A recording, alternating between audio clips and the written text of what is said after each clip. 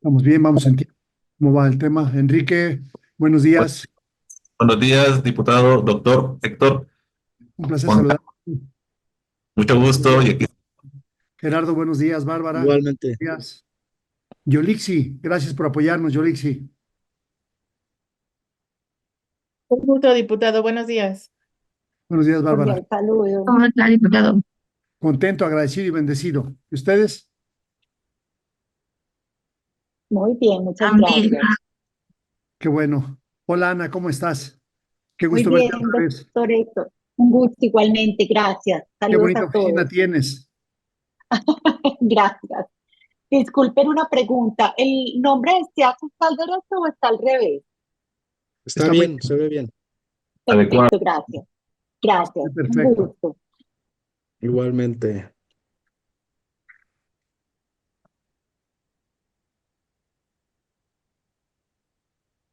Hay que presentarla por escrito, ¿eh?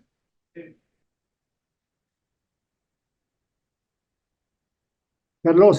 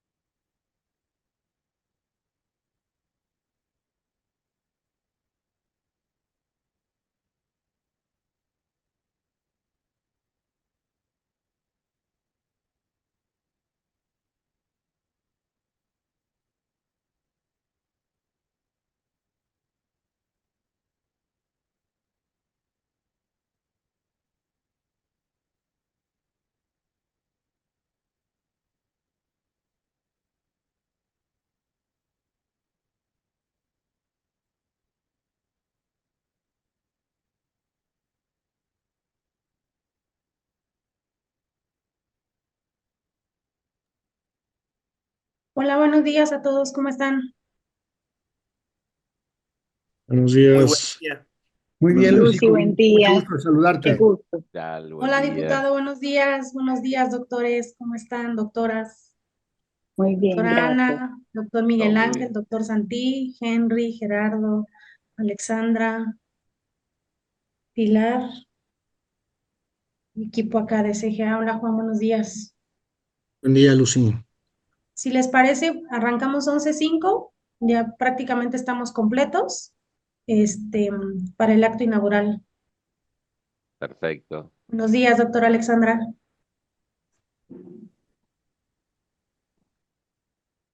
Buenos días a todos.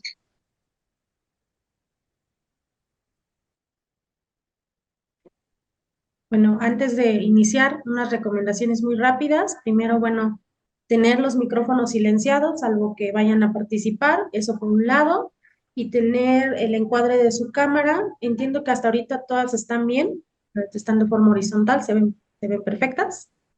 Entonces, para que se mantenga así la imagen. Lucy, se va a grabar el conversatorio, ¿verdad? Sí, sí, doctor. Sí, sí, Para que diputado, se va a grabar. antes de que Sí, ya abras, está aquí también. Sí, ya. porque no ha señalado que se esté grabando, ¿eh? No, aún no. Lo empezamos a grabar en cuanto empiece el acto inaugural. Gracias, Yolixi. De que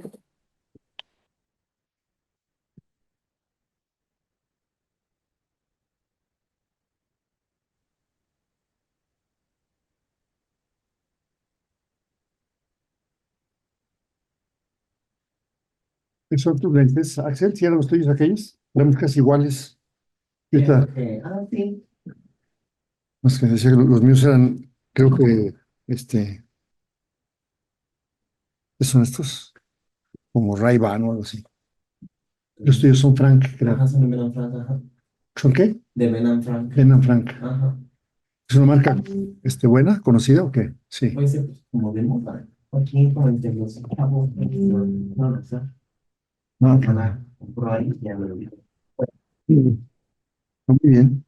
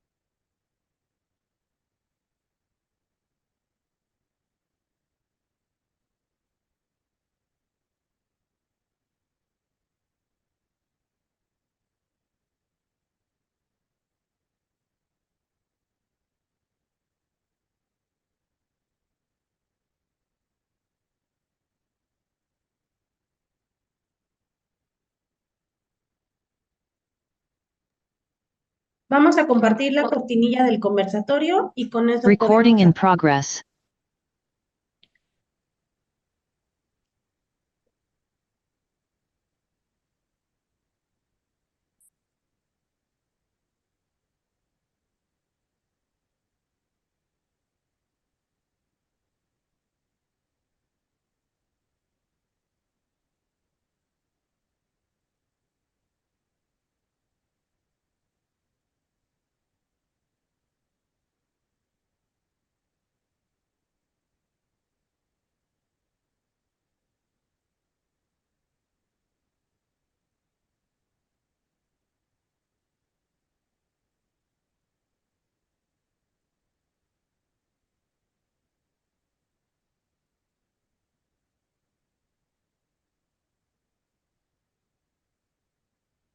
Muchas gracias. Bueno, pues muy buenos días.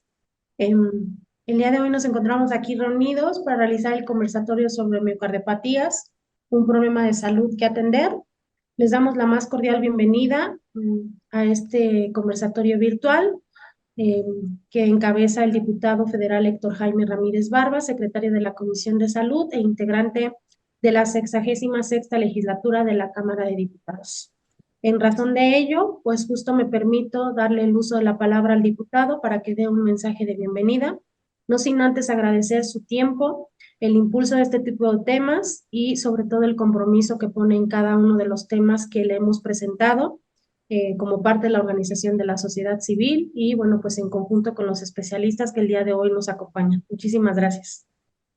Muchas gracias. Muy buenos días. Tengan todos ustedes, sean bienvenidos a este conversatorio.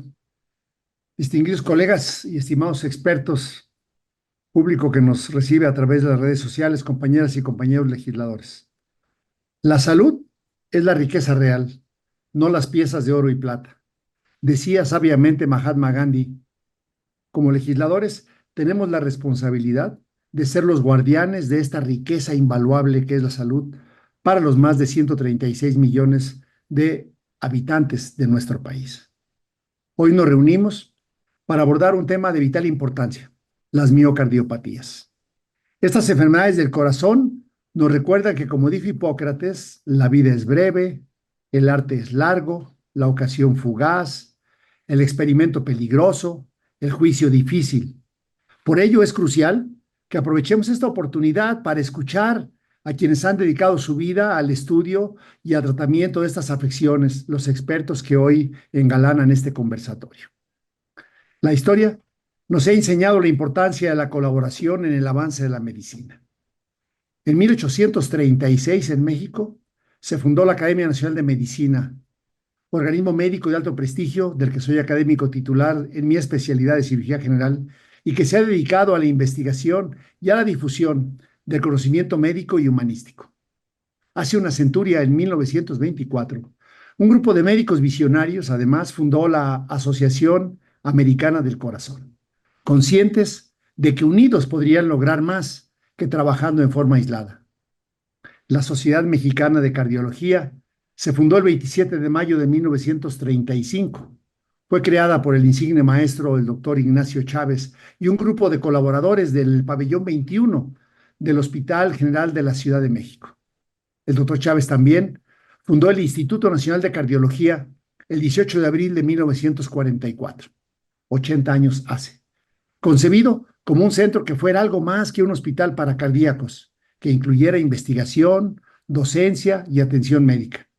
Instituto Nacional que, por cierto, ahora está pasando por tiempos de penuria y de apremio por falta de recursos señalados en unas misivas signadas por su propio titular y que esperamos corregir el día de hoy aquí en esta Cámara, que estaremos discutiendo en unos momentos más el presupuesto de egresos de la Federación para el 2025. Hoy, los que estamos en este conversatorio, seguimos ese ejemplo al abrir este foro para el diálogo entre expertos y legisladores. Como representantes populares, nuestro deber es tender puentes entre la ciencia y la política, entre el conocimiento y la acción. Voltaire dijo una vez: he decidido ser feliz porque es bueno para mi salud. Nosotros debemos decidir hoy actuar porque es bueno para la salud de nuestro país, de México. Las miocardiopatías no discriminan, afectan a ricos y a pobres, a jóvenes y a ancianos.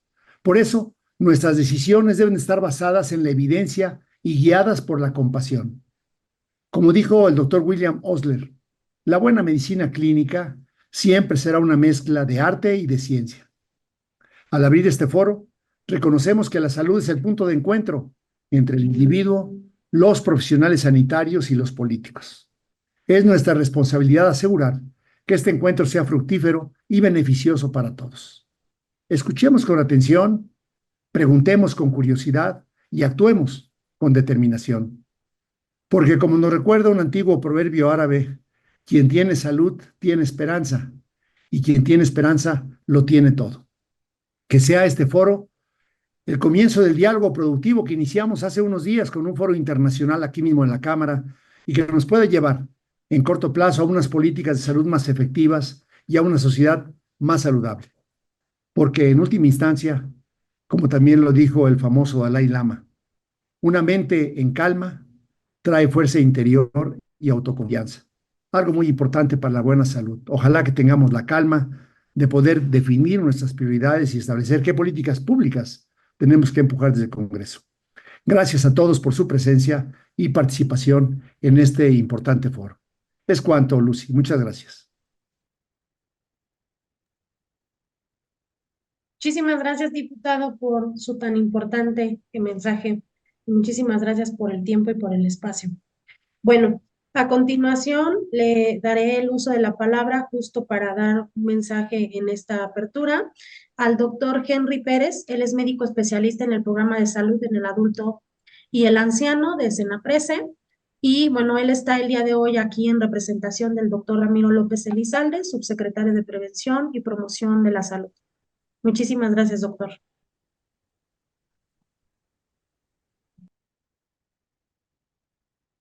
Está en silencio. Gracias. Gracias.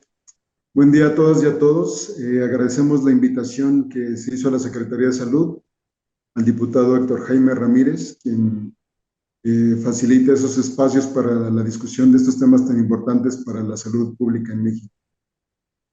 Como ya lo mencionaba, para mí es un honor estar en representación del subsecretario, el doctor Ramiro López, y les ofrezco una disculpa por no poder atender la sesión. Sin embargo, pues estará al tanto de las conclusiones y de los acuerdos que se puedan generar al final de la sesión.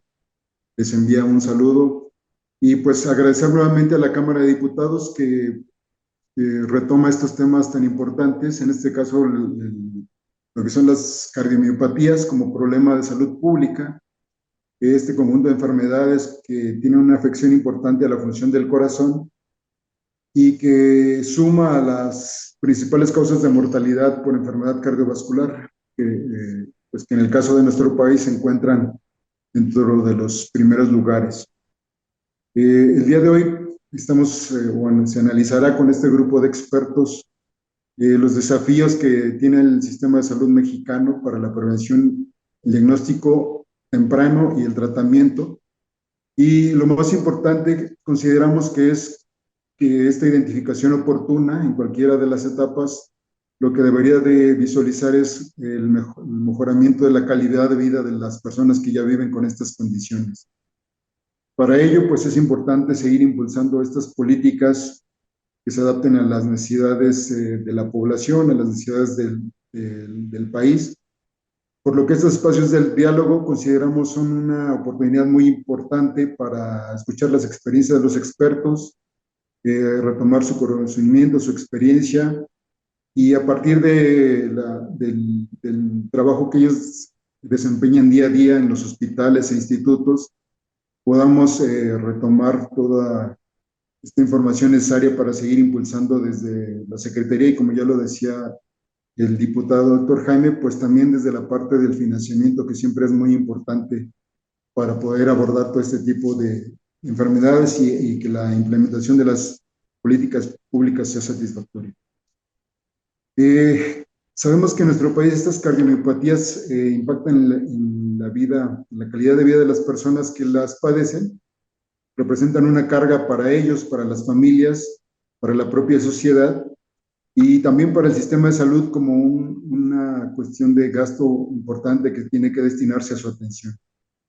En el caso de la Secretaría de Salud, del SENAPRESE y del Programa de Salud en el Adulto y el Anciano, consideramos que la prevención oportuna, como el abordaje de las causas que desencadenan estas cardiomiopatías es muy importante, ¿no? El enfoque de prevención en cualquiera de las etapas y que esto nos ayude a tener mecanismos de atención más oportuna y sobre todo que sean de calidad para las personas. El conversatorio del día de hoy es una excelente oportunidad para debatir los avances que se tienen a nivel clínico, a nivel de los tratamientos, pero también para identificar áreas de oportunidad que tenemos para mejorar su atención.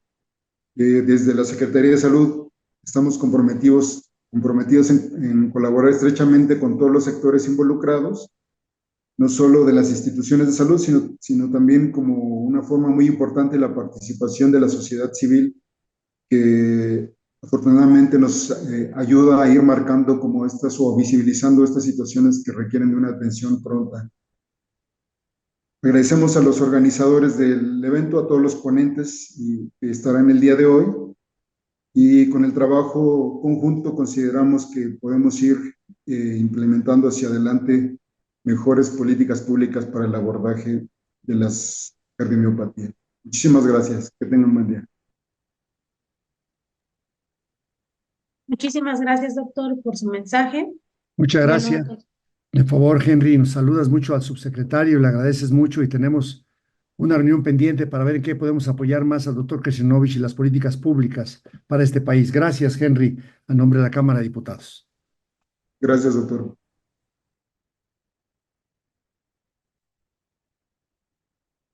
Bueno, a continuación intervendrá el doctor Miguel Enrique Cuellar Mendoza. Él es representante de la Comisión Coordinadora de Institutos Nacionales de Salud y Hospitales de Alta Especialidad, SINSAE. Por favor, doctor. Muchísimas gracias y agradecemos al diputado Héctor Jaime Ramírez Barba y a toda la sociedad de cardiología que nos dan esta oportunidad, ¿no? Creemos que estas enfermedades es un punto de atención para mejorar continuamente, ¿no? Conocemos que hay la realización de algunos estudios que se han realizado recientemente. Por ejemplo, está el estudio del Registro Mexicano de Miocardiopatías, con sus datos basales, estrategias diagnósticas y abordajes terapéuticos en México, que se llevó a cabo por los Institutos Nacionales de Salud y algunas otras entidades coordinadas. Hay cosas muy interesantes que parten de estos estudios exploratorios. Conocemos, por ejemplo, que las principales causas de cardiomiopatía son la dilatada y la hipertrófica, pero también de parte muy interesante el promedio de edad de los mexicanos en el cual tienen este tipo de enfermedades, ¿no? Pensamos normalmente que estas son enfermedades que se presentan en pacientes con edad avanzada. Sin embargo, empezamos a ver estos pacientes desde los 43 años hasta los 71 años de edad. Eso significa que tenemos que empezar a ver estas enfermedades o tenemos que empezar a pensar en ellas desde más temprano. También pensar que no solamente dependen de alguna infección, sino que también dependen de algunas otras enfermedades que aquejan a los mexicanos continuamente. La hipertensión arterial sistémica, aquellos que son fumadores, aquellos que tienen problemas de alcoholismo o aquellos que tienen también diabetes, ¿no? Hay que ver y hay que hacer acciones en los primeros niveles también para mejorar las condiciones de salud de estos pacientes y que no desarrollen este tipo de enfermedades. También conocemos que la continua mejora y en los métodos diagnósticos y en los tratamientos pueden permitir una mejor calidad de vida para estos pacientes. Nuestra recomendación también es que todos trabajemos en conjunto. Conocemos que existe este estudio de este registro nacional, pero creemos que si todas las entidades trabajamos en conjunto, podemos mejorar las políticas de salud. No solamente pensar en una enfermedad o enfermos como instituciones, sino pensarlos como país, trabajar en conjunto para poder hacer mejores registros y tener unas mejores estadísticas y con ello hacer mejores políticas de salud que mejoren la salud de todos los mexicanos. Entonces, nuestra intención siempre será trabajar todos juntos y poder tener diagnósticos mucho más certeros.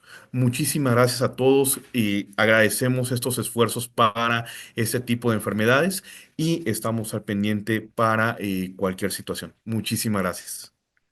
Miguel, muchas gracias por tu participación y por ese deseo que realmente lo tenemos todos de poder trabajar todos juntos. El secretario de Salud hace unos momentos en el Senado comentaba la importancia de poder hacer un sistema, si no único, al menos unificado de salud en lo funcional. Ojalá luego existan estas guías de cómo podría ser que antes, por ejemplo, los hospitales regionales que ustedes coordinaban, pues hoy bajo el mando del IMSS Bienestar y otra junta de gobierno pueda realmente conjuntarse. ¿Cómo hacemos para que la sociedad civil pueda participar con todos nosotros en esta área? ¿Y cómo hacemos para que las áreas que tú bien mencionabas en pacientes muy complejos, con obesidad, con hipertensión, con diabetes, con cardiopatía, pudieran tener mecanismos de investigación para drogas, aceptación, incorporación al compendio básico? Cuenten, por favor, con el Congreso, cuenten con toda nuestra voluntad si hago falta en la norma para apoyarles, de favor, estimado Miguel. Un saludo al secretario Karsenovich, por favor. Muchísimas gracias, doctor.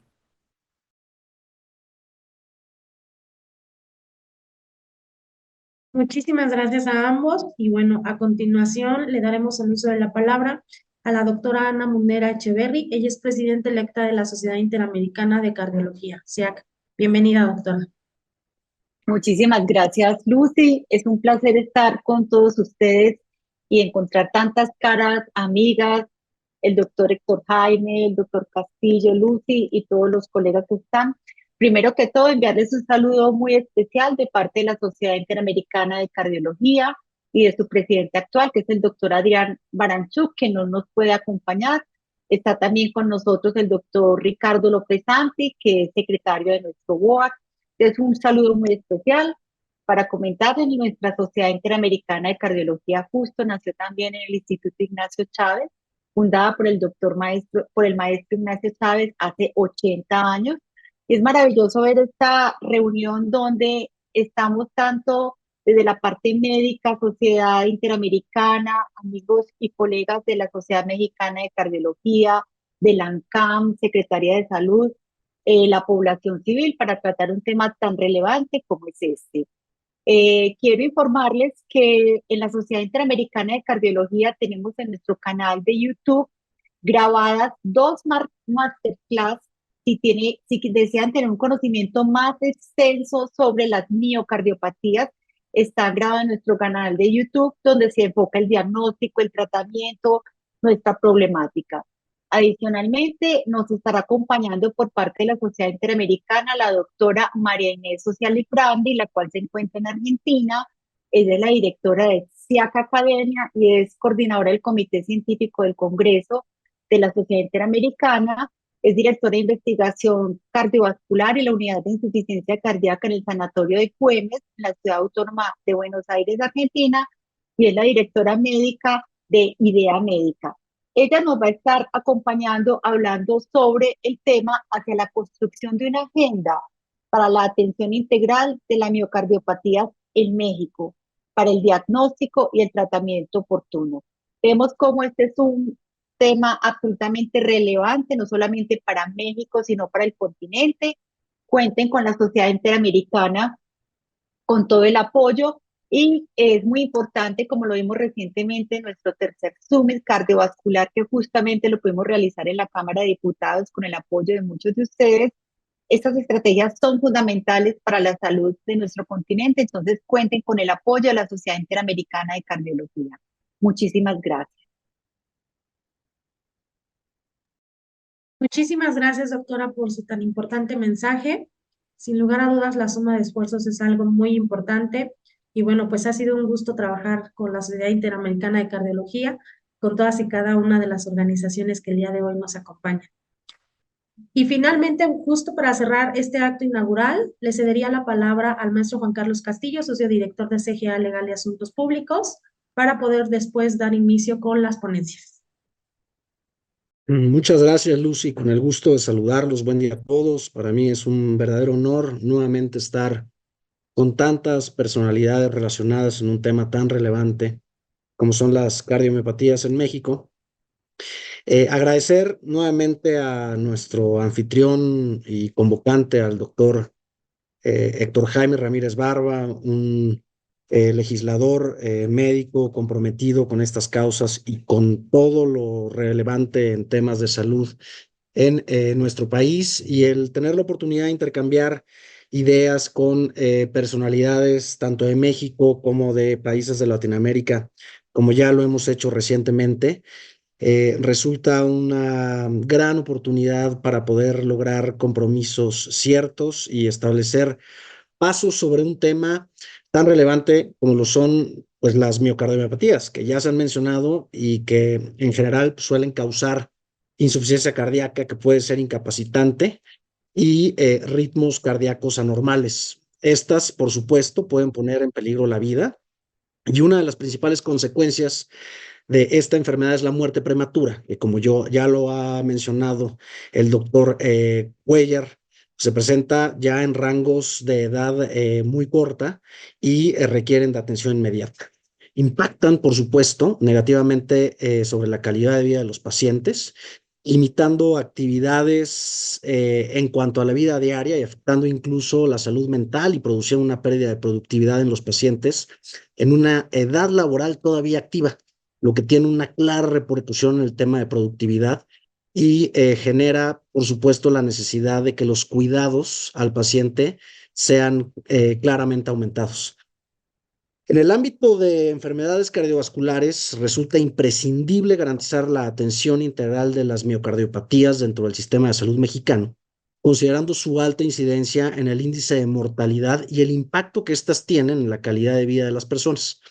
Es por ello que invariablemente se requiere la promoción y la adecuada construcción de políticas públicas sanitarias robustas e inmediatas que, entre otros aspectos, incluyan, por supuesto, la implementación de un protocolo nacional de atención específico para miocardiopatías, un etiquetado adecuado de recursos destinado a fortalecer las áreas prioritarias del sistema de salud cardiovascular en México y, por supuesto, una constante capacitación del personal médico que de alguna manera garantice que cuenten con las herramientas y conocimientos necesarios para una detección oportuna ante estas condiciones inminentes. Estas, entre otras acciones, no solo mejorarían la equidad en el acceso a los servicios de salud como un derecho humano fundamental, universal y constitucional, sino que también permitirían enfrentar de manera efectiva el reto de reducir la mortalidad cardiovascular en México. Es por ello que el objetivo de este conversatorio será el poder analizar los retos y los desafíos sobre las políticas públicas para la prevención, el control y, por supuesto, el tratamiento de las miocardiopatías en el sistema de salud mexicano. Agradezco, reconozco y saludo con mucho cariño al doctor Cuellar, al doctor Díaz, por supuesto a nuestra querida doctora Ana Munera Echeverry, al doctor López, a la doctora Borrallo, con quien hemos librado ya muchas batallas en este tema, al doctor Gaspar Hernández, al doctor Pairó, por supuesto a la doctora Alexandra Arias, con quien también hemos tenido la oportunidad de trabajar codo a codo en este tipo de iniciativas, al doctor Berrios, al doctor Chávez Mendoza, y por supuesto a la doctora Sosa Liprandi. Así que, sin más, pues agradecer nuevamente esta oportunidad que siempre nos dan para poder colaborar en representación de la sociedad civil, y estaremos muy atentos de los compromisos que logremos consolidar durante esta mesa de trabajo, este conversatorio, para seguir codo a codo, librando batallas y construyendo políticas públicas sanitarias que beneficien al país, tanto con el Estado mexicano, con las instituciones de la administración pública representadas aquí, por supuesto con el legislativo, con el diputado Ramírez Barba, y con las sociedades de la sociedad, con las organizaciones de la sociedad civil, no nada más en México, sino a nivel internacional, como es el caso de la Sociedad Interamericana de Cardiología. Así que cuenten con nuestro apoyo colaborativo, siempre propositivo, imparcial y objetivo en beneficio de la sociedad. Así que muchísimas gracias. Muchísimas gracias, Juan. Pues bueno, en este sentido hemos terminado las participaciones del acto inaugural. Tengo que comentarles que el diputado Héctor Jaime va a estar yendo y viniendo a temas de sesión, así que seguramente en ratitos nos va a estar acompañando y bueno, también va a estar en el apartado de conclusiones, ¿no? Entonces, en caso de que requieran algo, con muchísimo gusto nos lo comunican. Bueno, daríamos paso entonces a la conferencia magistral de la doctora Gabriela Borrallo, intitulada Panorama actual sobre la prevención y tratamiento de las miocardiopatías en México. Me voy a permitir leerles muy brevemente una semblanza curricular de la doctora. Ella es egresada con mención honorífica de la licenciatura de médico cirujano por la Universidad Autónoma de Nayarit. Es especialista en cardiología, es maestra y doctora en ciencias por la UNAM. Tiene una maestría en administración con enfoque al factor humano por la Universidad del Valle de México. Posee diplomados en administración de hospitales de calidad e institutos de salud para el personal directivo. Ha sido tutora de 26 tesis de especialidad y 5 de maestría.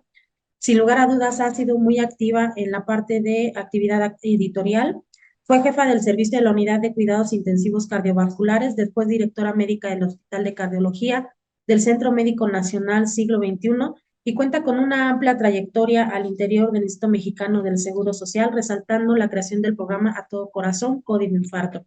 Ha coordinado múltiples programas médicos de investigación, docencia, educación en salud, procesos de atención médica y de recursos humanos a nivel de pregrado y posgrado. Actualmente es la secretaria general de la Facultad de Medicina de la UNAM. Bienvenida y muchísimas gracias. Muchas gracias, un gusto saludarles. Estoy acá en el Palacio de Medicina y espero que no me falle el internet. No sé, Lucy, si quiera compartir la presentación o lo hago yo. Ya aquí la tengo para que no usted no tenga problema con el internet. Bueno, voy a apagar mi cámara para favorecer la comunicación. Me da mucho gusto pues saludar a Ana Monera, a Alex Arias, a Adolfo, agradecerle a Juan Carlos, a el diputado Héctor Jaime. Creo que estas colaboraciones darán, por supuesto, un fruto y esperamos que sea el que esperamos todos, porque pues realmente este tema es poco tratado y poco abordado en nuestro país. Voy a tratar de ir acotando la problemática que tenemos con el tema. Y si me pasan la siguiente, por favor. Lo primero que tenemos que reconocer es que las enfermedades cardiovasculares siguen siendo la primera causa de muerte. Y si vemos aquí las miocardiopatías en las causas de muerte cardiovascular, que fueron cerca de 18 millones en 2019, y sumemos en México un 50% de sobremortalidad, principalmente por enfermedades del corazón, pues realmente las miocardiopatías es menos del 2%. Entonces, la mayor parte se concentra, el 70% en las enfermedades isquémicas, hablando de infarto del corazón, accidente vascular cerebral, la misma arteriopatía periférica, y poco nos hemos enfocado en las miocardiopatías, así es de que felicito esta iniciativa y creo que es un tema pendiente en nuestro país y en muchos países del mundo. Yo sé que aquí hay expertos, tanto de la CIA como Adolfo, que ha tenido sobre todo un enfoque a enfermedad de Chagas. Y acá en la UNAM también tenemos dos investigadoras que han hecho determinación genética y han estado trabajando muy de la mano con este tema, pero no en todos los demás que engloban las cardiomiopatías. La siguiente, por favor.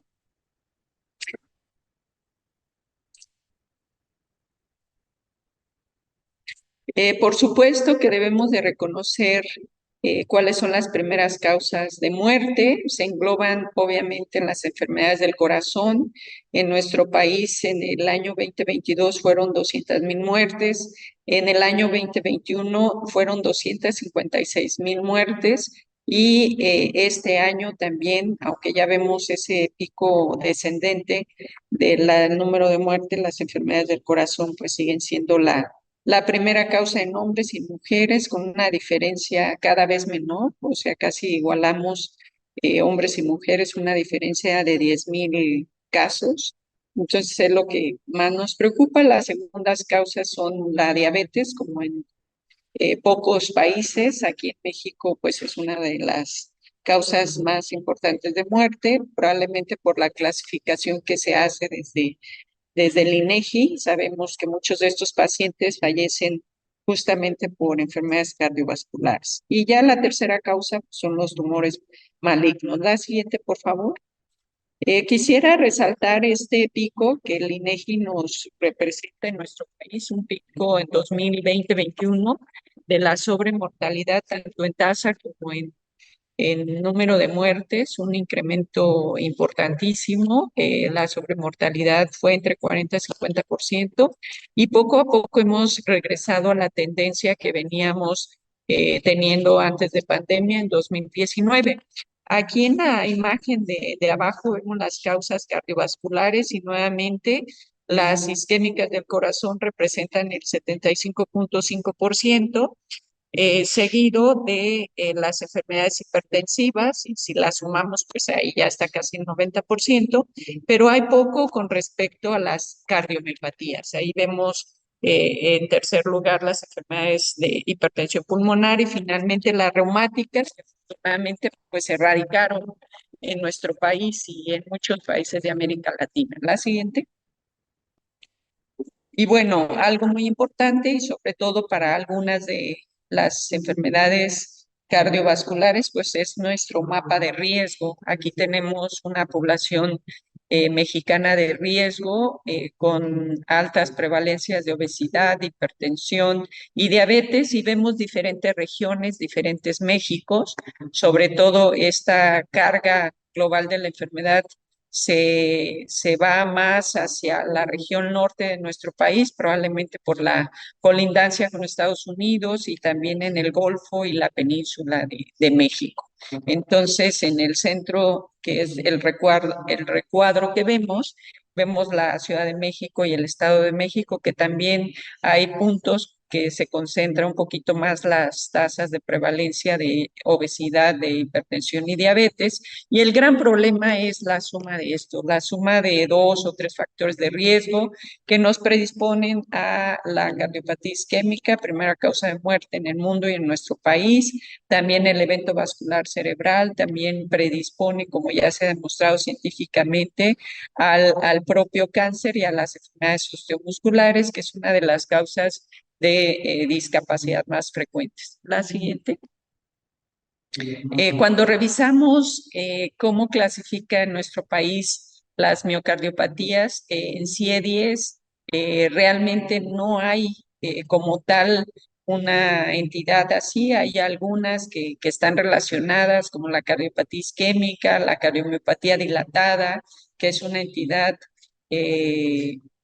muy importante de cardiomiopatías, y luego la cardiopatía hipertrófica obstructiva, una de las más frecuentes en el mundo y también pues una de las más frecuentes también en Estados Unidos y aquí en México. Otras, las cardiomiopatías hipertróficas, cardiomiopatías restrictivas, cardiomiopatia alcohólica, cardiomiopatía debida a drogas, otras cardiomiopatías, la cardiomiopatía no especificada y la cardiomiopatía del puerperio.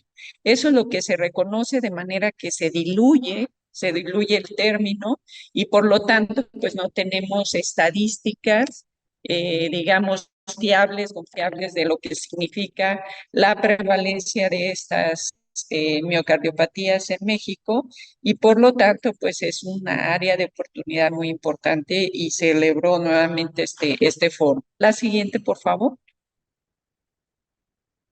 Bien, de acuerdo a las guías europeas 2023 para el manejo de miocardiopatía,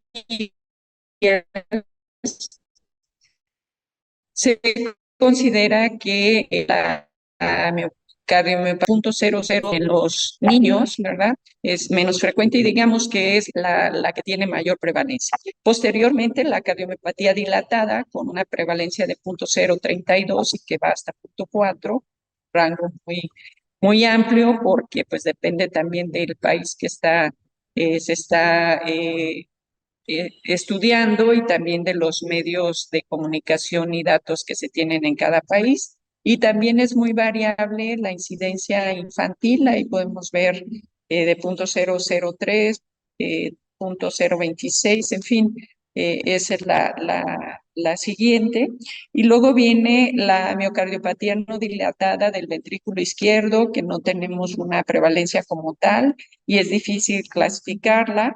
La miocardiopatía del ventrículo derecho, una prevalencia más baja en los adultos, 0.07, y muy rara en la infancia. Pero muchos de los atletas que son estos que mueren súbitamente en una cancha de fútbol, pues tienen esta cardiomiopatía. Y las restrictivas, pues también son muy raras y tienen una incidencia baja en la infancia. La siguiente, por favor.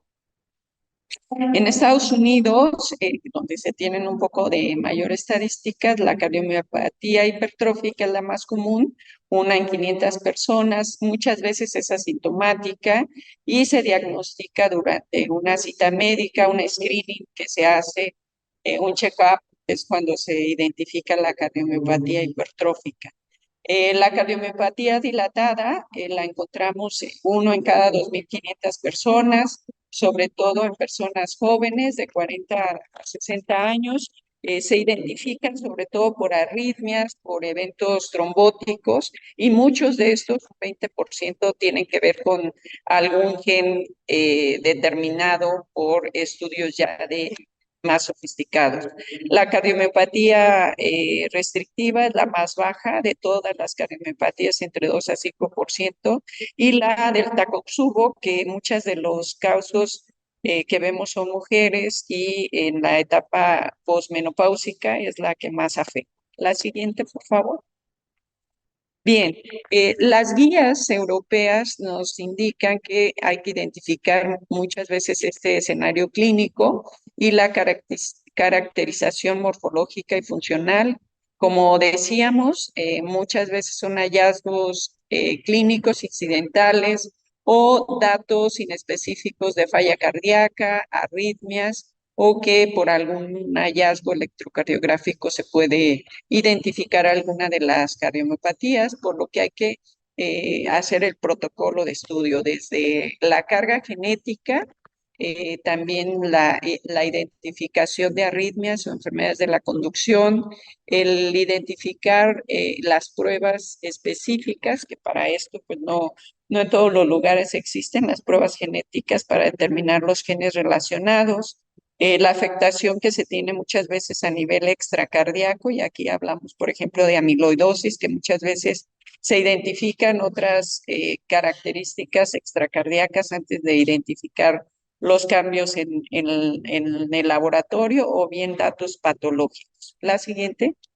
Y bueno, pues algo que ha sido avalado y de manera general, recientemente se va a publicar o están el paper ya para 2025, es esta clasificación de Padua, que viene obviamente de la Universidad de Padua de Italia, y las cardiomiopatías pues las podemos identificar en estos tres grandes grupos. La hipertrófica restrictiva, que como vemos ahí en las imágenes, hay diferentes sitios involucrados, tanto a nivel global del ventrículo izquierdo como a nivel apical, y que hoy por hoy las tinciones tisulares nos pueden reflejar, la resonancia magnética también nos puede ayudar mucho, y también podemos identificar estos casos de hipertrofia del ventrículo derecho que se muestra en la imagen C.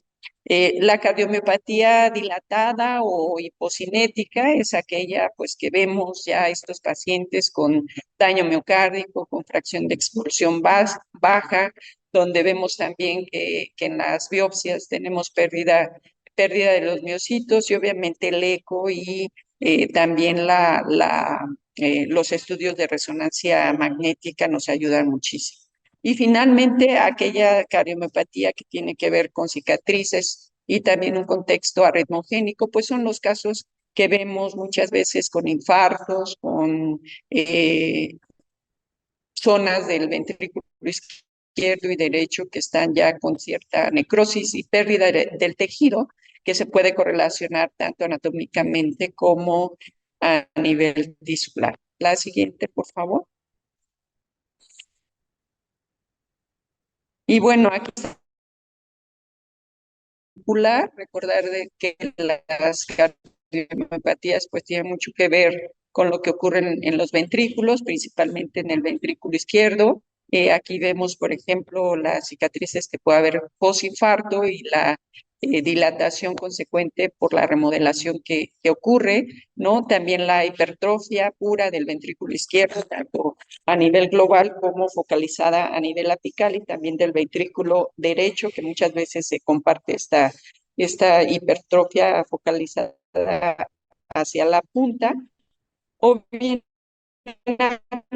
aquella que tiene secundaria a la estenosis aórtica, o bien a alguna otra patología como es la propia hipertensión, una de las más comunes que nos puede generar esta hipertrofia ventricular izquierda.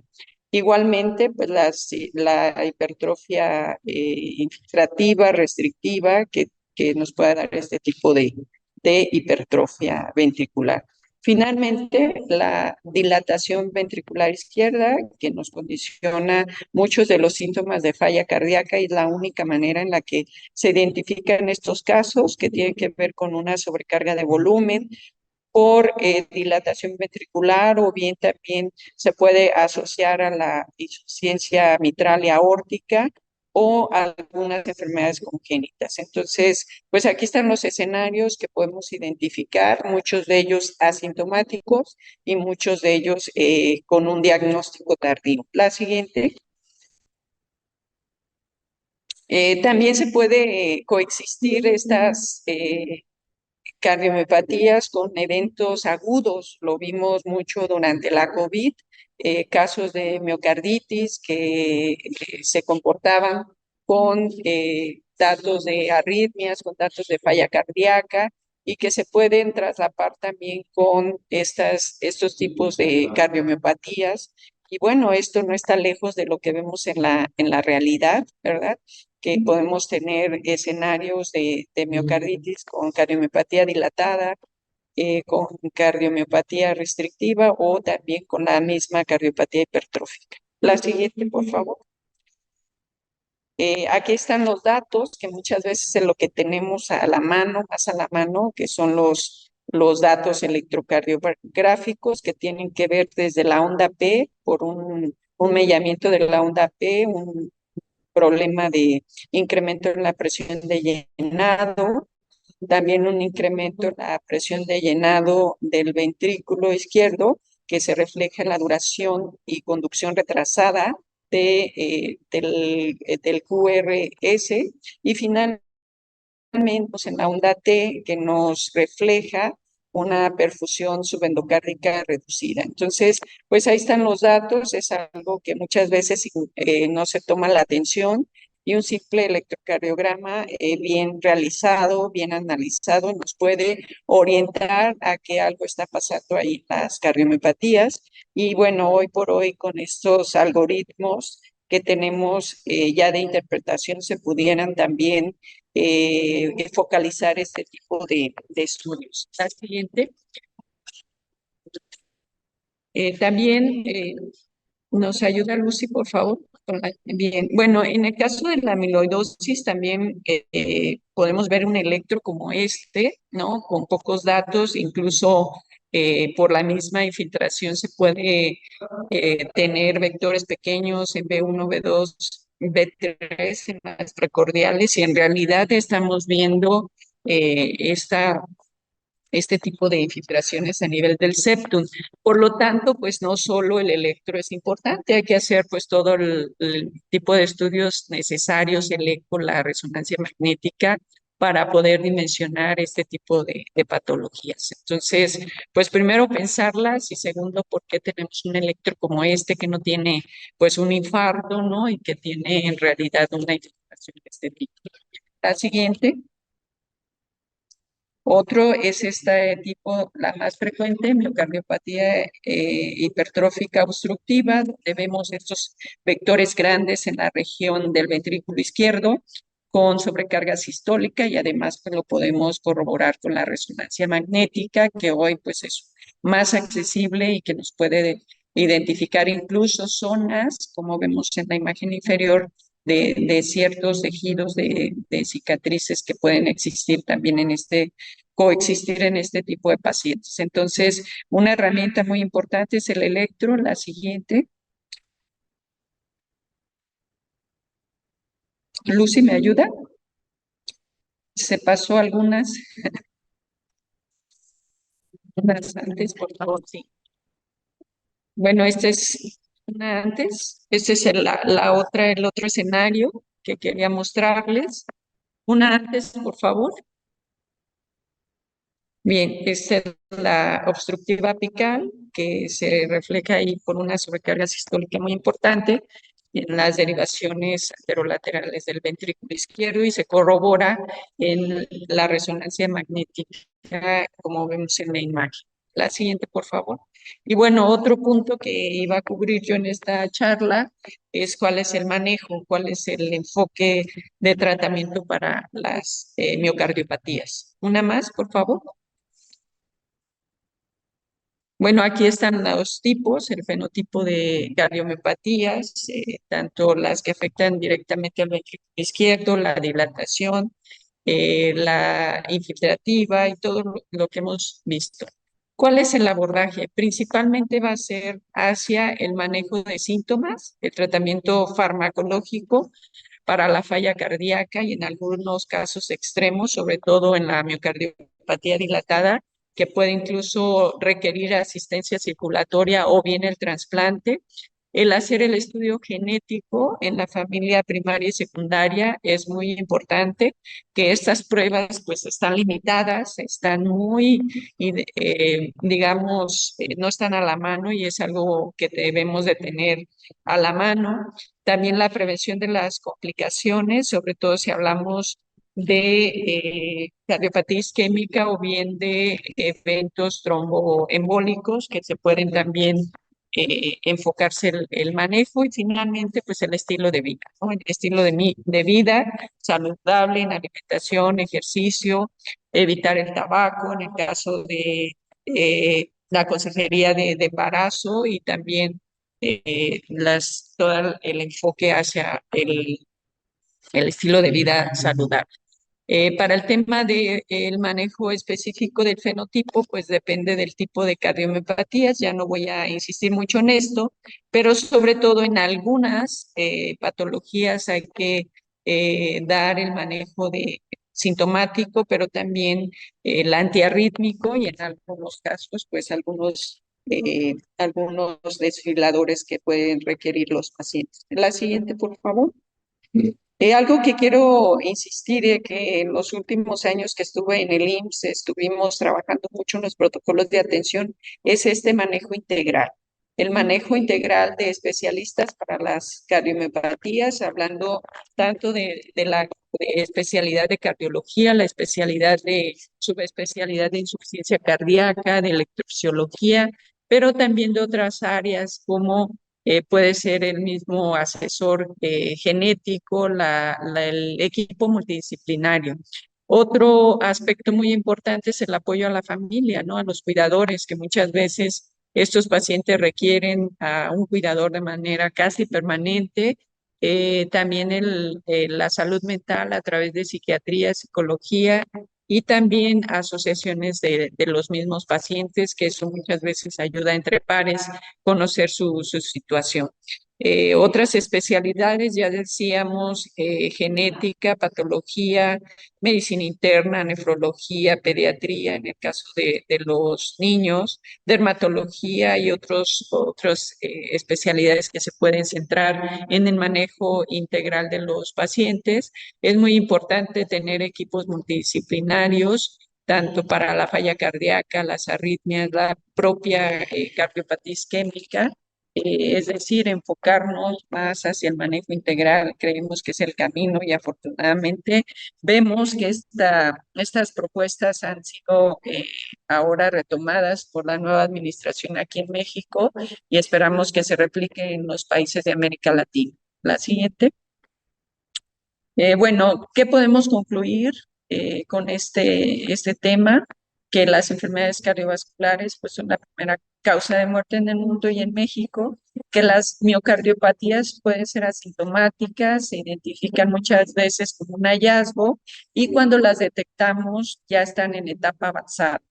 Es muy importante hacer la caracterización morfológica, funcional y genética, sobre todo en jóvenes, en niños, para el abordaje y el tratamiento enfocado, como ya lo decíamos, hacia la sintomatología, hacia la insuficiencia cardíaca, protocolizar los casos que van a trasplante, el manejo antiarrítmico y anticoagulante, dependiendo del caso. Y aquí agregaría que en México no es tampoco frecuente la enfermedad de Chagas, que aquí también tenemos ya, seguramente Adolfo lo va a comentar, pero también enfocarnos también al tratamiento, ¿no? de las causas. El impacto de las miocardiopatías en México se desconoce, no existe un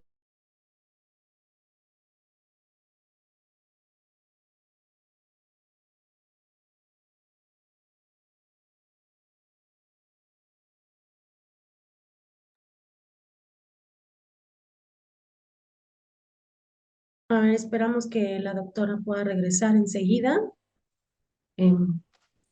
Prácticamente la doctora nos estaba dando sus conclusiones con respecto a que el impacto de las miocardiopatías en México lo desconocemos. Entonces, esto es parte de mucho de lo que abordaba justo el diputado Héctor Jaime al inicio de este conversatorio, que se requieren de tomar acciones como las que ahorita está señalando la doctora. De alguna u otra forma es importante contar con un registro, saber cómo estamos en el tema de miocardiopatías, y para poder tener un abordaje integral de las mismas en nuestro país. La doctora también refería que se requieren estrategias integrales, interinstitucionales e innovadoras para una mejor atención. Esto quiere decir que se requiere el trabajo en conjunto tanto de las autoridades como de las instituciones, de la organización de la sociedad civil para de alguna u otra forma poder prevenir, atender y contar con un diagnóstico y tratamiento oportuno de las miocardiopatías en nuestro país. Con eso iba a concluir la doctora. Nosotros esperamos que ella pueda volverse a incorporar. Está teniendo otras situaciones justo en la Facultad de Medicina, en el consejo. Entonces, bueno, a nombre de ella les damos las gracias por la atención a esta Una conferencia. disculpa. Bueno, Listo, doctora. Me regreso a la parte final. ya eran las conclusiones. Ajá. Muchas gracias. Esperamos que este programa, pues, bueno, pues, un abrazo. Muchas gracias, doctora, por su Que se participación. requieren estrategias para la atención. Es todo.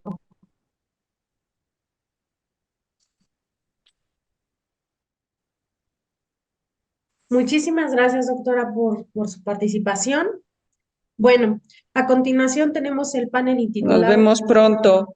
Gracias, doctora. Cuídese mucho.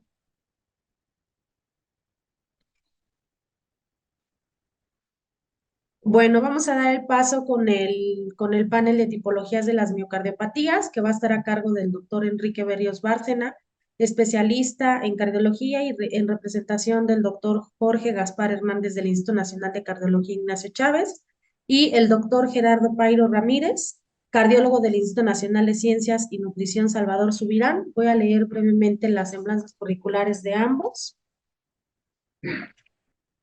El doctor Enrique Berríos Bárcenas es doctor en medicina por la Universidad de El Salvador, especialista en medicina interna por la Universidad de El Salvador, especialista en cardiología en el Instituto Nacional de Cardiología Ignacio Chávez, cuenta con una alta especialidad en imagen cardíaca en el Instituto Nacional de Cardiología Ignacio Chávez, con una maestría y doctorado en ciencias médicas en la Universidad Autónoma de México, y también ha sido jefe de departamento de consulta externa, coordinador de la Clínica de Miocardiopatías Aorta en el Instituto Nacional de Cardiología Ignacio Chávez, coordinador de imagen cardiovascular y jefe de investigación en el Hospital Español.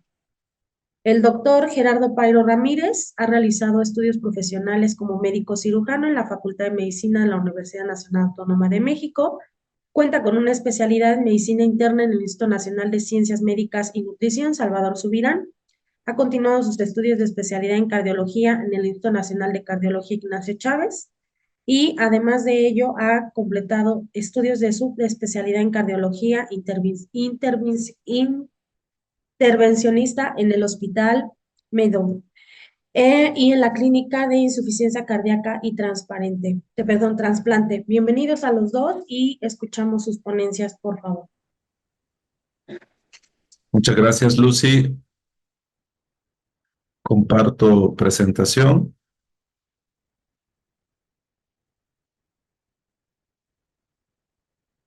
Buenos días a todos. Muchas gracias por la invitación. En representación del doctor Gaspar, yo hablaré un poco sobre las tipologías de las miocardiopatías. Para mí es un agrado estar aquí con ustedes hablando de este tema que hemos atendido ya por algunos años en mi hospital, y también me agrada mucho estar con Gerardo, que es amigo y que también comparte el interés en estas enfermedades en el hospital, en el Instituto Nacional de Nutrición. Para fines de esta plática, pues hablaremos un poco de la tipología o los fenotipos de las miocardiopatías, y creo que es importante hacer algunas consideraciones iniciales al respecto. Primero, ¿qué es una miocardiopatía? Es un trastorno de la estructura y función miocárdica que no se desarrolla producto de las siguientes enfermedades. No es por enfermedad arterial coronaria, no es por hipertensión, no es por valvulopatía, no es por anomalía congénita. Aunque podrían coexistir, un paciente con una miocardiopatía podría tener hipertensión arterial, pero las alteraciones estructurales cardíacas no se deben a la hipertensión arterial. Por lo tanto, las miocardiopatías son enfermedades primarias del músculo cardíaco y la gran mayoría son genéticas, aunque también tenemos algunas adquiridas, incluso algunas infecciosas como la enfermedad de Chagas. Y en ese contexto debemos conocer los diferentes fenotipos y las diferentes formas como se observan. La clásica, la que vimos inicialmente, fue la miocardiopatía dilatada, la cual se relaciona con algunas alteraciones genéticas de forma inicial, como la que vemos en la primera imagen, el primer video, pero que también puede estar relacionada a otras enfermedades como la enfermedad de Chagas, que es una enfermedad muy frecuente en México. Otro fenotipo es el que vemos acá en el centro, en donde vemos una hipertrofia ventricular, crecimiento de las paredes o grosor aumentado de las paredes ventriculares. Ahí el prototipo es la miocardiopatía hipertrófica y de estos hay varios fenotipos. Como ustedes pueden ver acá, el fenotipo anteroseptal y en la parte de abajo el fenotipo apical. Otro tipo de enfermedades son las miocardiopatías restrictivas, que pueden ser enfermedades de depósito, enfermedades inflamatorias o enfermedades infiltrativas.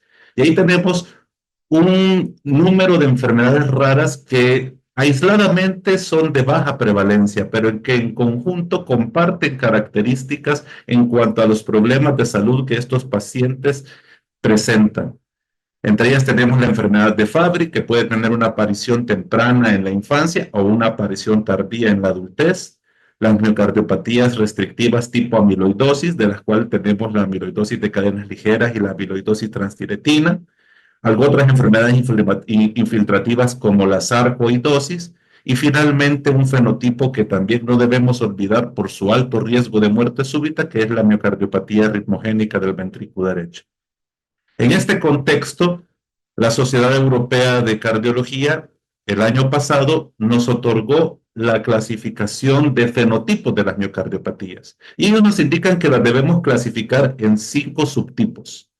Las enfermedades hipertróficas, las enfermedades dilatadas, un fenotipo que antes no se identificaba del todo bien, que es la miocardiopatía no dilatada del ventrículo izquierdo.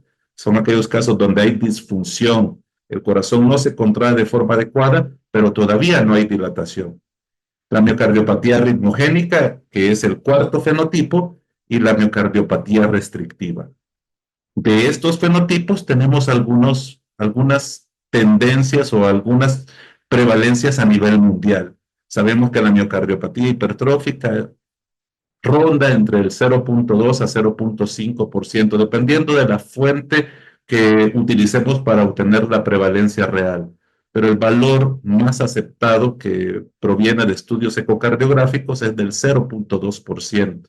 Las miocardiopatías dilatadas tienen una prevalencia muy variable, que puede ir desde el 0.03 hasta 0.4%, dependiendo de la zona y de las enfermedades que la producen, si son genéticas o adquiridas. La miocardiopatía no dilatada, no conocemos su prevalencia a nivel mundial. La miocardiopatía restrictiva, apenas empezamos a tener algunos datos de prevalencia, y la miocardiopatía ritmogénica, que aparece en el 0.7%. En ese contexto, podríamos decir que si seguimos las tendencias internacionales, en México podríamos tener aproximadamente 240,000 casos de miocardiopatía hipertrófica, más o menos 93,000 casos de miocardiopatía ritmogénica del ventrículo derecho. Y la prevalencia de miocardiopatías dilatadas podría ir entre 43,000 hasta 480,000 casos. Yo creo que más cercano al segundo valor, porque somos un lugar donde hay alta prevalencia de miocardiopatía chagásica en comparación con otros países. No quiere decir que sea la principal causa de insuficiencia cardíaca, pero sí que es una causa importante de esa enfermedad en nuestro país. Y en ese contexto debemos tener en cuenta que la mayoría de estas enfermedades tendrán un contexto genético. Y aquí la relevancia de que tengamos estudios genéticos disponibles para poder clasificar de forma adecuada las diferentes miocardiopatías.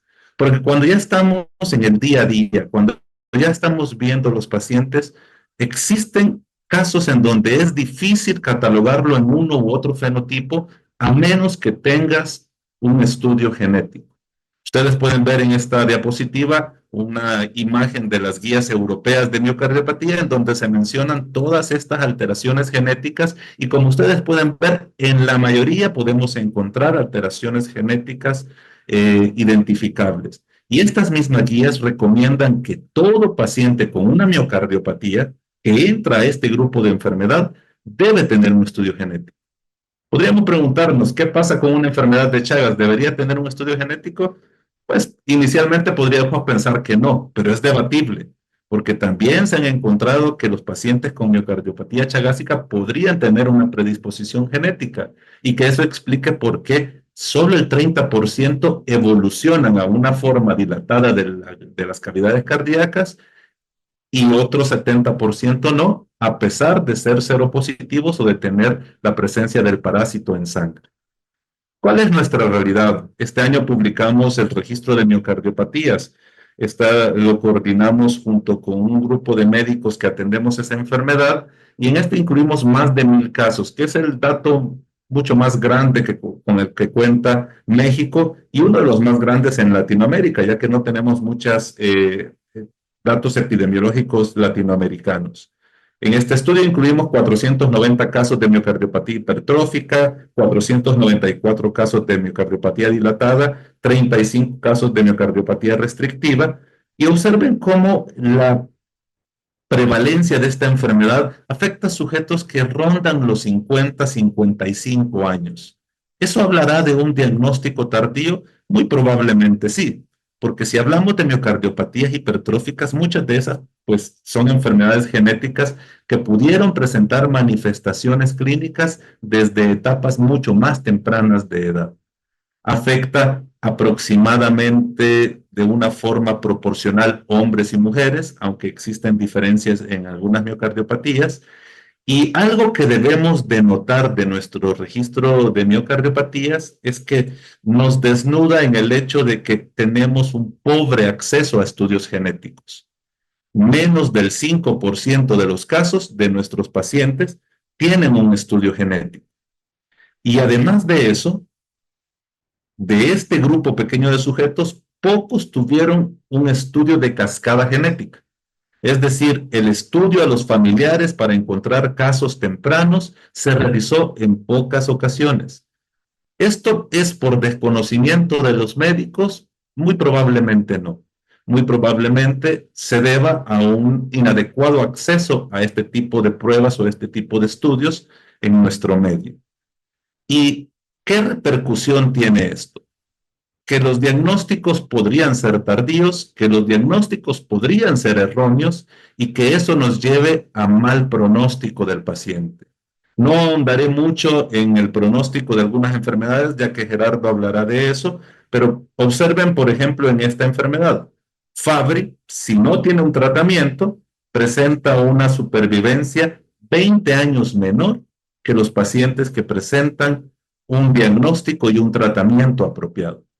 Es decir, que si lo diagnosticamos ahí por los 50, que es nuestra mediana de edad, y les damos un tratamiento, podrían tener una vida cercana a los 80. Pero si no, a estos pacientes les quedan menos de 5 años de vida en la mayoría de los casos. Ahora bien, no hay que olvidar que somos un país en donde existe mucho triatominos, que son los vectores de la enfermedad de Chagas. En esta imagen que creamos algunos años en colaboración con Senaprece, pueden observar la mayoría de triatominos, no todos, porque faltan algunos, que se han identificado en el territorio mexicano. Porque somos un país con mucha prevalencia de este vector. Y donde existe el vector, existe la enfermedad. ¿Y cuál es el impacto de eso? ¿Es un caso de insuficiencia cardíaca tradicional?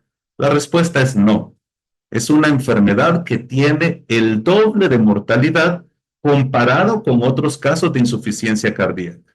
En pocas palabras, si ya la insuficiencia cardíaca es una enfermedad, un problema de salud pública a nivel mundial, un problema que afecta la vida o la sobrevida de las personas, el que tiene Chagas la tiene peor. Y eso se debe a múltiples factores que los expusimos en un artículo de revisión que publicamos recientemente, en donde ustedes pueden ver que no solo es la insuficiencia cardíaca. La enfermedad de Chagas tiene una alta prevalencia de fenómenos embólicos que pueden predisponer a eventos cerebrovasculares, lo que puede dejar discapacitado a un paciente, y también una alta prevalencia de fenómenos arrítmicos como las taquicardias ventriculares que te pueden llevar a una muerte súbita cardíaca. ¿Qué tan frecuente es la enfermedad de Chagas? Variable según el estado, entendiendo que no todos los estados tienen estadísticas confiables en ese contexto. Pero tenemos algunas estadísticas en menores de 12 años que hablan de una transmisión vertical o una adquisición por transfusiones que pueden ir desde el 0.9 hasta el 3%, y algunas prevalencias en adultos que pueden variar desde el 3% hasta el 17% en Jalisco. Y nuevamente, con una alta probabilidad de haber un subdiagnóstico de esta enfermedad.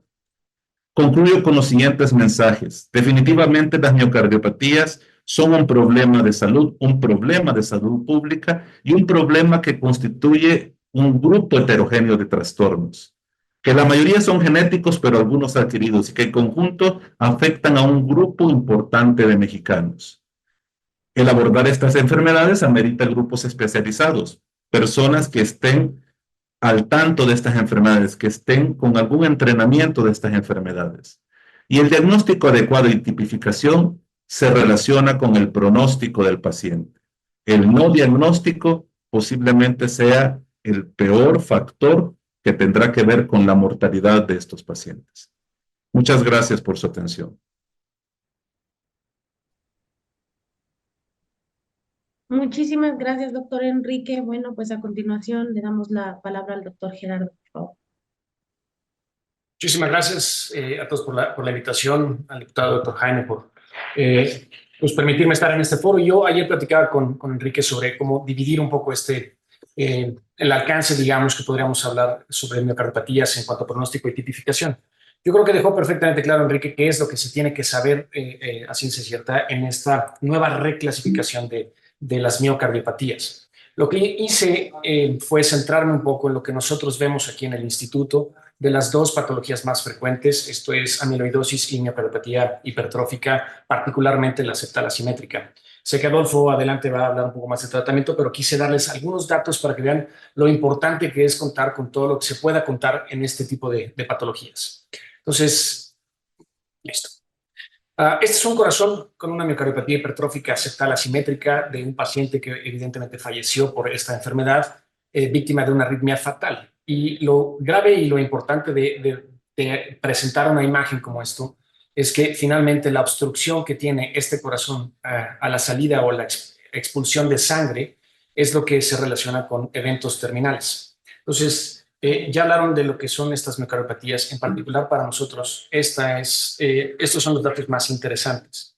Aunque finalmente solamente el 10% de los pacientes que tienen una miocardiopatía hipertrófica ya en rangos obstructivos podrían presentar un evento terminal, 6% de las muertes son asociadas de manera súbita en estas patologías. Y lo decía la doctora Borrell, son aquellos pacientes clásicamente que presentan, por ejemplo, en los deportes de alto rendimiento, arritmias fatales durante el ejercicio súbito y que no fue detectado de manera temprana.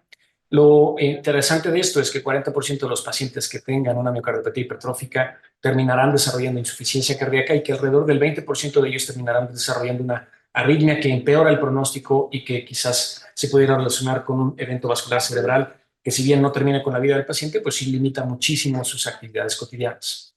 ¿Qué es lo importante de esto? Cuando el paciente ya presenta una obstrucción a la expulsión de sangre desde el corazón, su pronóstico se ve sumamente deteriorado, y es decir, en los próximos 8 años de seguimiento, pues las curvas se separan en cuanto el paciente empieza a tener esta obstrucción, para tener una sobrevida, es decir, una mortalidad asociada a esto del 20% en comparación con aquellos pacientes que no tienen una obstrucción al tracto de salida. Lo mismo pasa en la capacidad física. Esta clasificación de la Sociedad Americana de Nueva York, de la Sociedad de Nueva York, lo que busca es qué tanto puede tolerar un paciente caminar.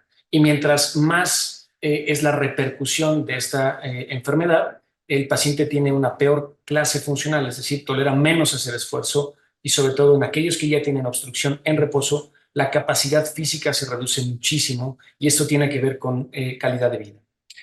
¿Cuál es el tratamiento? Ya andará un poquito más adelante Adolfo, pero simplemente les puedo decir que la realidad es que estamos muy lejos de tener un tratamiento hoy en día que sea efectivo. Sí tenemos ciertamente betabloqueadores o calcio antagonistas, que son fármacos de primera línea que ayudan un poco a mitigar las complicaciones de esta patología y que un fármaco como disopiramida, que es de segunda línea, pues podría completar un poco.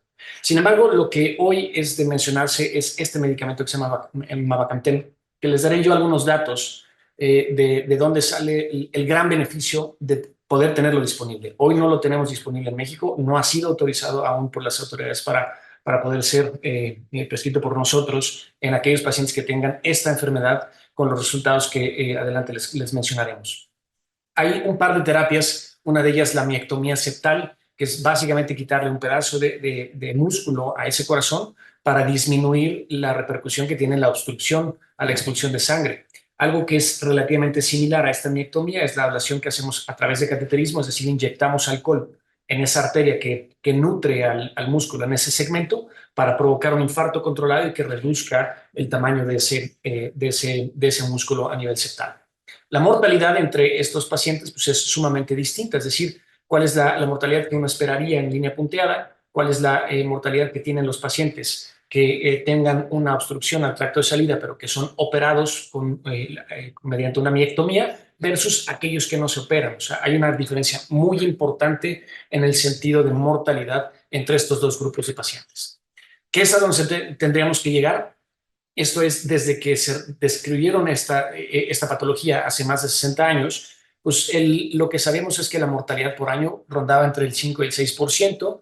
Conforme evolucionaron las estrategias de tratamiento, alcanzamos a reducir al 2%, pero hoy lo que tendríamos que buscar es lo que ya tienen en Estados Unidos a través de datos similares con fármacos que utilizan en Estados Unidos, como lo que yo les decía, Mavacamten, que reduce la mortalidad aún por debajo de una cifra, ¿no?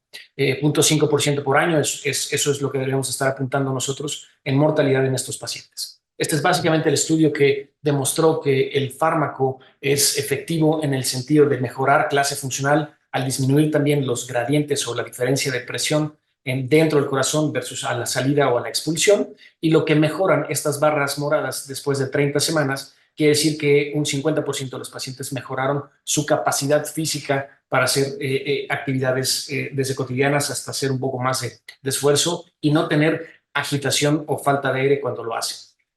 Entonces, hoy lo que sabemos es que a las 30 semanas de tratamiento con este fármaco, Mavacamten, los pacientes con miocardiopatía hipertrófica pues mejoran la capacidad para hacer ejercicio, el grado de obstrucción, la capacidad o la clase funcional en la que se encuentran y obviamente su calidad de vida. Entonces, hoy debería ser un fármaco que deberíamos de tener disponible sin duda alguna. Entonces, en cuanto a muerte súbita, pues los dispositivos, digamos, de control de arritmias desde el punto de vista de estimulación o desfibriladores automáticos implantables, pues tienen una alta indicación en cuanto ya tienen ciertas características los pacientes para protegerlos de una arritmia fatal. La otra entidad, y esto también es por la frecuencia en la que lo vemos aquí en el instituto, probablemente el instituto sea el centro de referencia o de concentración de esta patología por el tipo de pacientes que nosotros vemos más frecuentes, yo diría que en todo México. Y esto ya hablaron un poco del por qué digamos, esta proteína con o el depósito de esta proteína que tiene unas características particulares y que se deposita entre las fibras del corazón, ya sea por cadenas ligeras que son asociadas a enfermedades o a displasias sanguíneas o a enfermedades hematológicas, y la amiloidosis por transtirretina. Esto es lo que nosotros tenemos en la clínica de miocardiopatías. Hace 2 años reestructuramos un poco el servicio. Lo que buscamos es tener a médicos que tienen pues ciertamente un conocimiento más a fondo sobre ciertas patologías, y entre ellos la clínica de miocardiopatías, Concentra el instituto 120 pacientes diagnosticados con amiloidosis, TTR o transtirretina, de los cuales 63 pacientes ya tenemos identificados con amiloidosis con involucro cardíaco. Lo que presentó Enrique, si ustedes vieron, tenían una serie de alrededor de 39 casos de estos pacientes que tienen amiloidosis. El instituto solo tiene 63 de estos pacientes, lo cual pues, hace un centro muy rico, pero que requiere de mucho tratamiento para estos pacientes que finalmente tienen desenlaces que son, desde el punto de vista económico, muy caros de sostener. ¿Por qué? Porque se diagnostican en este instituto tempranamente y porque su sobrevida pues, involucra tratamiento de ahí en adelante hasta que desafortunadamente los pacientes fallecen. Esta es la distribución entre Guanajuato, Guerrero, Estado de México, Ciudad de México y Morelos. Tenemos la gran mayoría de los pacientes identificados con amiloidosis. Y lo más importante es esto. Estos datos del sistema de clasificación de la Clínica Mayo en Estados Unidos nos dejan ver que los pacientes que tienen elevaciones de biomarcadores como troponinas y de péptidos natriuréticos en estos rangos, pues podrían tener una mortalidad en 5 años alrededor del 80%. Entonces, si no se hace algo con estos pacientes de forma temprana, su mortalidad, conforme van evolucionando en el tiempo, pues se va disminuyendo de manera dramática a lo largo de los 5 o 6 años siguientes. Esto es parte de la explicación que ya vieron la doctora Borrallo y Enrique. Y lo que buscamos nosotros aquí en el instituto es tener este fármaco disponible, que es el único fármaco finalmente dirigido en contra de esta enfermedad, es Tafamidis. Ya está autorizado en México, en el instituto no lo tenemos disponible por cuestiones presupuestales meramente, pero seguimos haciendo la búsqueda de los recursos para poderlo tener. ¿Qué es lo que nos dijo el estudio que finalmente fue el pivotal para saber que este medicamento tenía un buen pronóstico o cambiaba el pronóstico de estos pacientes? Pues que necesitábamos tratar alrededor de 8 pacientes durante 30 meses para tener el objetivo que fuera una reducción del riesgo relativo del 30% en 30 meses. Entonces, además de causas de hospitalización, pero lo más importante me parece que es este seguimiento. Cuando yo veo las líneas que empiezan a dividirse entre rojo y azul, la línea punteada que viene atrás son los pacientes que recibieron placebo versus el fármaco efectivo, que fue Tafamidis, pues existe una diferencia en el número de eventos o en el número o en la probabilidad de sobrevida. El problema es que cuando yo cambio y termino esta fase del tratamiento y ahora se los quiero dar a estos pacientes a quienes yo les había dado el placebo, pues nunca alcanzan la sobrevida que tenían aquellos pacientes que empezaron desde un inicio con el fármaco activo. Entonces, el mensaje de esto es, hay que empezar el tratamiento temprano. Y mientras más nos tardemos, la sobrevida de estos pacientes es cada vez peor. Entonces, hoy buscamos en el instituto llegar a tener estas curvas de sobrevida en los pacientes que tenemos atendidos aquí y que no tenemos disponible un fármaco como Tafamidis para utilizarlo en todos los pacientes. Con eso termino yo. Muchísimas gracias por su atención.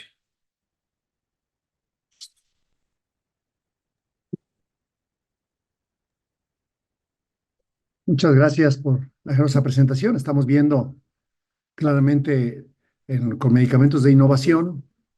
Hoy IQVIA, que es una consultora internacional, presenta efectivamente cuántos medicamentos son aprobados al menos por 3 agencias regulatorias y cuántos de esos llegan a México, llegando a México, que se incorporan al cuadro y que se comprando el cuadro lo compra la institución y que llegue, y está pasando muchísimos años. Ojalá podamos acortar ese espacio.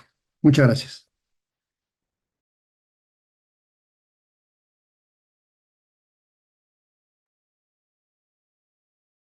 Muchísimas gracias, doctores. Pues bueno, a continuación vamos con el panel que va a referir las tipologías de las miocardiopatías, sus alcances y consecuencias es el de retos y desafíos en la atención de las miocardiopatías, a cargo de la doctora Alexandra Arias, vicepresidenta de la Sociedad Mexicana de Cardiología, y lo acompaña de nueva cuenta el doctor Enrique Berrios Bárcena, así que les voy a leer la semblanza curricular de la doctora Alexandra Arias. Obtuvo el grado de doctora en Medicina y Cirugía por la Universidad de Guayaquil, Ecuador, el grado de Cardiología por el Instituto Estatal de Cardiología Aloisio de Castro, así como alta especialidad en cuidados coronarios y urgencias cardiovasculares por el Instituto Nacional de Cardiología Ignacio Chávez. Cuenta con una maestría en Administración de Organizaciones de la Salud por la Universidad La Salle. Además de pertenecer al Sistema Nacional de Investigadores, sus investigaciones se centran en síndromes coronarios agudos e insuficiencia cardíaca. Ha sido jefa de Departamento de Urgencias y Unidad Coronaria por el Instituto Nacional de Cardiología, doctor Ignacio Chávez, profesor titular del curso de alta especialidad de urgencias y unidad coronaria avalada por la UNAM, y secretaria adjunta de la Sociedad Mexicana de Cardiología. Bienvenidos a ambos y muchísimas gracias. Hola, buenas tardes. Muchas gracias, Lucy. Pues aquí voy a compartir con el doctor Berríos un poco acerca de lo que es los retos y desafíos en las miocardiopatías, ¿no? ¿Ya ven la pantalla? Listo, ya se ve la pantalla. Ok. Bueno, ya que toda la mañana han hablado acerca de la importancia de la detección oportuna en estos pacientes, el tratamiento que algunas veces no llega. Y aquí con Enrique me ayudó y él ya tenía esta presentación y justamente vamos a conversar de estos temas, que él es el líder aquí en la institución, de hablar exactamente de las miocardiopatías y cómo mejorar la atención de estos pacientes, porque realmente el retraso en la atención es uno de los grandes desafíos que tenemos, ¿no? Y estos desafíos se deben porque hay retraso en el diagnóstico, ¿no? Algunas veces no se hace el diagnóstico adecuado del paciente y aún sabiendo el paciente que tiene una cardiomiopatía, muchas veces no vemos el entorno del mismo.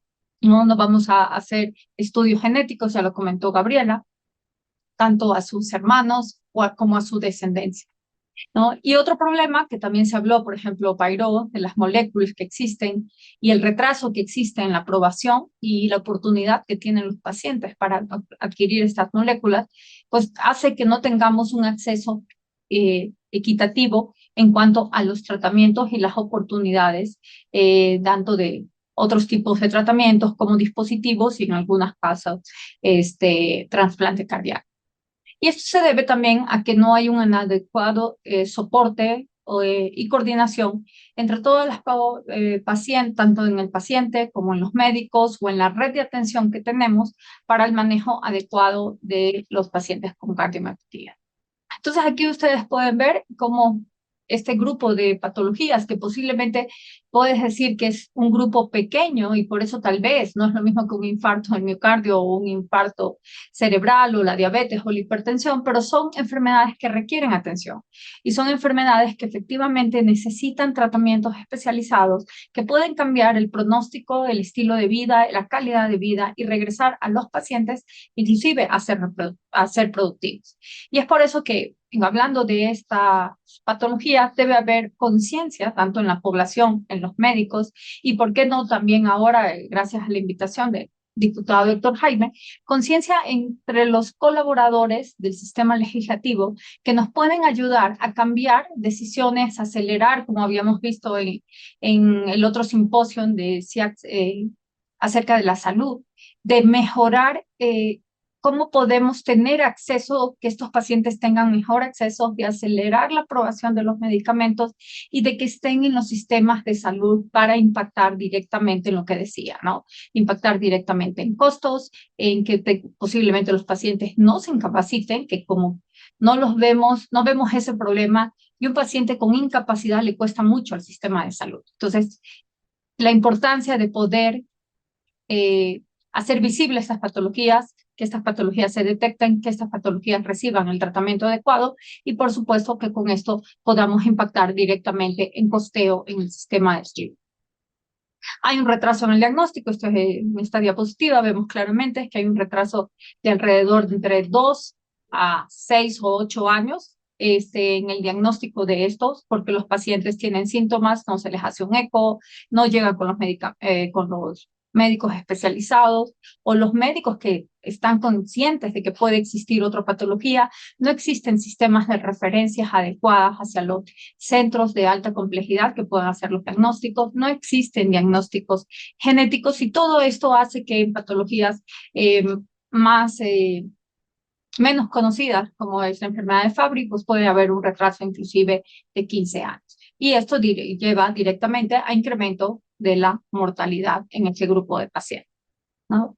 Esto de aquí hablando ya de que puede haber confusores en el diagnóstico en ciertas cardiomiopatías, retraso en la atención, y muchas veces se confunden ciertas patologías, como por ejemplo la amiloidosis, se cree que es una cardiopatía hipertensiva o una miocardio hipertrófica, el paciente recibe el diagnóstico equivocado, no recibe el tratamiento adecuado para esta patología y ahí se queda algunos años hasta que ya lo vemos tal vez ya con un desenlace como es un deterioro de su función cardíaca.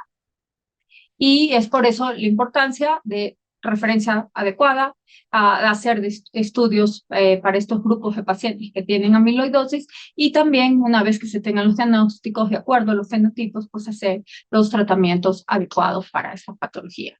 Y aparentemente los que más nos retrasamos son los cardiólogos porque confundimos con otras patologías, como les comentaba. Así que es muy importante, sobre todo hablando de amiloidosis, es tratar de hacer que sea visible, que nosotros pensemos en ciertos grupos de pacientes que empiezan con datos de disnea, que tienen hipertrofia en su ecocardiograma, pensar que no solamente es hipertrofia secundaria porque resulta que el paciente es hipertenso, sino que pueden tener otras patologías como amiloidosis y tratar de hacer los diagnósticos oportunos porque esto va a hacer que impacte directamente en la supervivencia de los mismos. Y esta diapositiva la puso más temprano Gabriela, hablando de la importancia del equipo multidisciplinario para que podamos mejorar el diagnóstico, la visibilidad y el tratamiento oportuno. Y por supuesto, también es muy importante el apoyo familiar en este grupo de pacientes para mejorar sus desenlaces. Es así que el equipo multidisciplinario, ya hablando una vez haciendo el diagnóstico de los grupos diferentes de patologías, el neurólogo, de los diferentes especialidades, ¿no? Hablar del neurólogo, del gastroenterólogo, oftalmólogo, otorrino, nefrólogo y por supuesto hablando de cardiología, pues el especialista en imagen cardíaco, el especialista en insuficiencia cardíaca, el rehabilitador, el intervencionista, el electrofisiólogo, el cardiólogo de terapia intensiva también y el cardiocirujano. Todo esto va a ayudar a que el camino del paciente sea menos extenso, que reciba oportunidades de tratamiento y que con esto reciba estos tratamientos de manera oportuna para mejorar sobre todo sus desenlaces cardiovasculares principalmente. Y quise traer esta publicación de nosotros, porque sí es verdad que el enfoque va a miocardiopatías, como les decía, por ejemplo, nosotros en nuestro Instituto Nacional de Cardiología, nosotros vemos en la parte de urgencias y unidad coronaria, vemos a los pacientes descompensados por insuficiencia cardíaca aguda. Sí es verdad que la principal causa de insuficiencia cardíaca aguda, como ustedes lo pueden ver, son enfermedades coronarias y enfermedades valvulares, pero sí tenemos un 12% de nuestra población que llega aquí por cardiomiopatía. Y lo que podemos observar es que estos de aquí han estado, como lo decían los otros publicaciones, para llegar a nosotros han pasado muchos años y algunos que ya venían con algún diagnóstico, el tratamiento que recibían era ineficiente. Hablando de pacientes que ya tenían fracción de expulsión reducida y que se veían de manera crónica, no llegaban a las metas de tratamiento con las cosas que se usan para fracción de expulsión reducida, como IECAS, betabloqueadores o espironolactona. Esto de aquí es antes de que empiecen a aparecer los ISGLT2. Pero vemos que nuestros pacientes están tratados subóptimos. Y esa es otra de las causas también de que los pacientes regresen por una rehospitalización y que tengan mayor deterioro de complicaciones como principalmente mortalidad o arritmias. ¿Y qué hemos visto últimamente? Que si nosotros tratáramos bien a nuestros pacientes, si no vinieran por una descompensación aguda, nosotros nos ahorraríamos muchísimos dinero. Esto de aquí está en dólares, pero el costo de un paciente por insuficiencia cardíaca aguda de nuevo puede ser alrededor de unos 200,000 pesos. Y el paciente crónico agudizado, un poquito más, como 240, como 400,000 casi. No, este como 380 y este como 420,000, ¿no? La hospitalización, como ven, se incrementa muchísimo si el paciente se complica. Y ahora que se está hablando mucho del síndrome cardiorrenal, efectivamente, nuestros pacientes que vienen por insuficiencia cardíaca aguda, por diferentes patologías, incluidas las cardiomiopatías, sí, asociamos una terapia de apoyo renal, se elevan los costos casi 200,000 pesos. más aún si el paciente, por ejemplo, necesita asistencia ventilatoria. Y es así que es muy importante porque nosotros vemos como el final del camino de este paciente.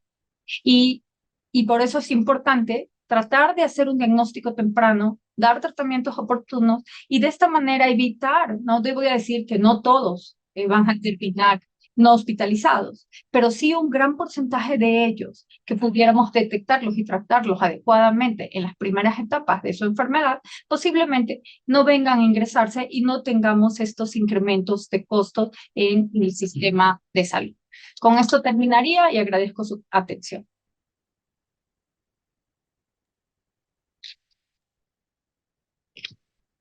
Muchísimas gracias, doctora Alexandra, por su valiosa participación.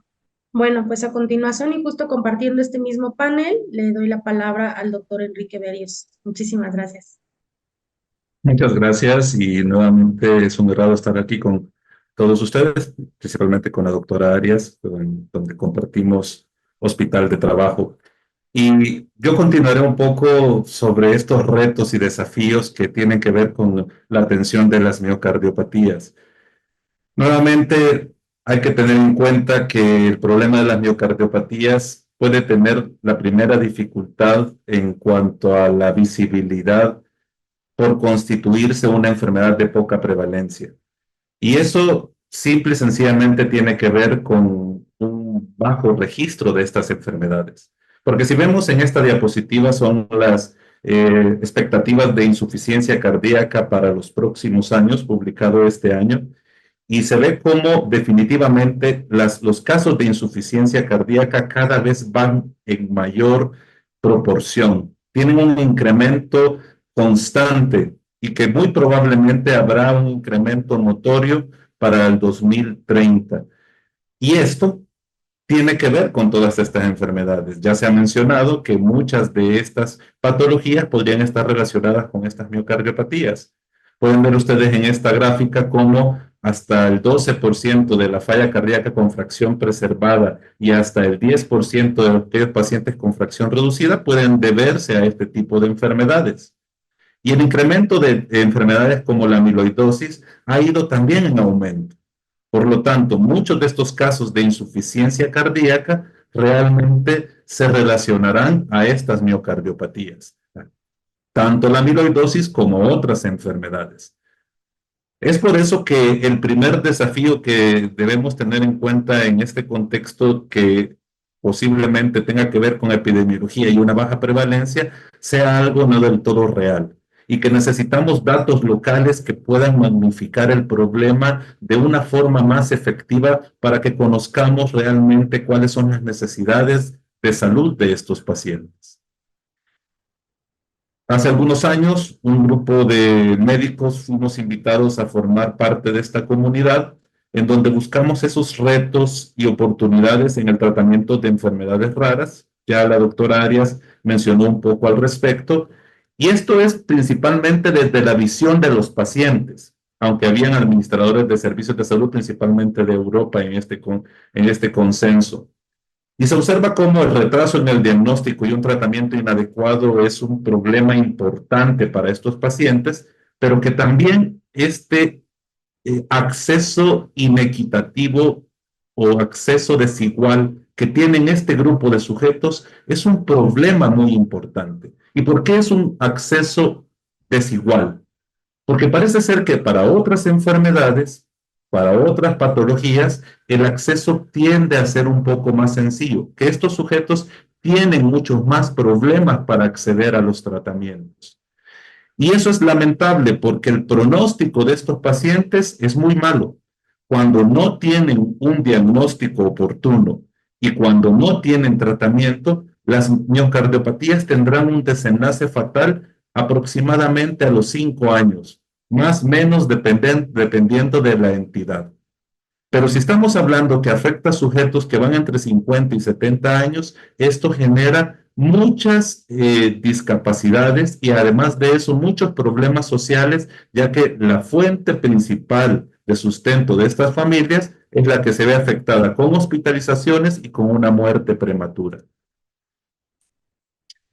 Sin embargo, existen opciones de tratamiento.